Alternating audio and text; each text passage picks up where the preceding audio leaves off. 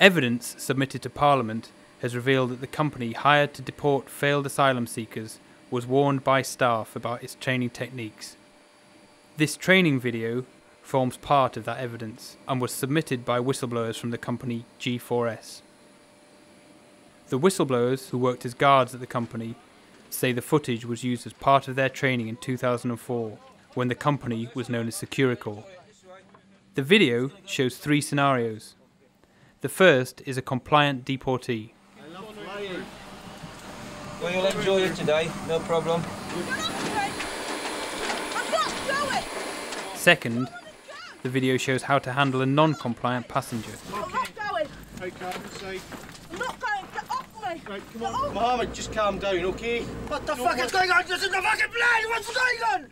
The third section of the video deals with restraining a deportee who physically resists their removal. Stay calm, otherwise you just make it difficult. Take it down, take it down. I'm dying. Nobody help me. Nobody help me. Nobody help me. Leave me alone. Take him in. Help me.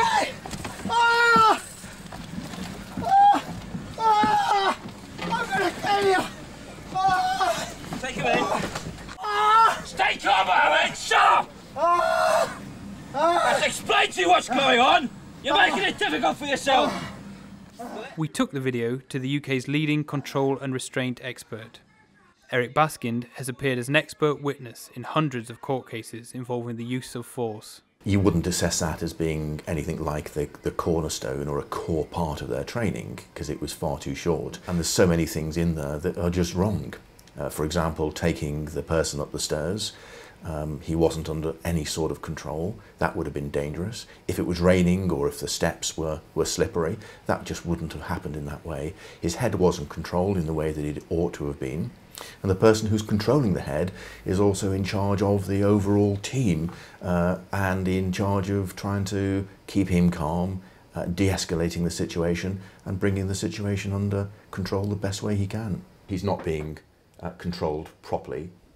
Ideally, there should be someone on his left-hand side to control his left arm, and also someone on his head, because you can see there he's moving his head around. If he was being more violent, he could easily headbutt the member of staff, which would escalate the situation quite considerably. This is just a struggle. There's no form of control there. They're just dragging him out. No one is controlling his legs. There should be someone there to control his legs. Well, they're just dragging him backwards up the steps. Someone should be controlling his head. And they're just following that same manoeuvre, taking him up the aisle by dragging him. There's no real control there. And if he was being more aggressive and more violent, they would certainly struggle in doing that. His head needs to be controlled. You can see there it's just flopping about. That could cause injury to him. And he could easily turn his head and bite a member of the staff. Well, shouting at him is not helpful at all. That's certainly increasing the hostility. And now we've got 2 members of staff, one either side. His head is being held. Looks like he's applying a nose bar there, which is something that is not particularly recommended, and it certainly is escalatory. Well, if this was meant to be a training video by itself, then certainly that would be wholly unacceptable. If it was there to show what could happen, depends on what else is being taught, but you would need to show some substantial discussion of what we saw on the video. I thought overall it was pretty poor.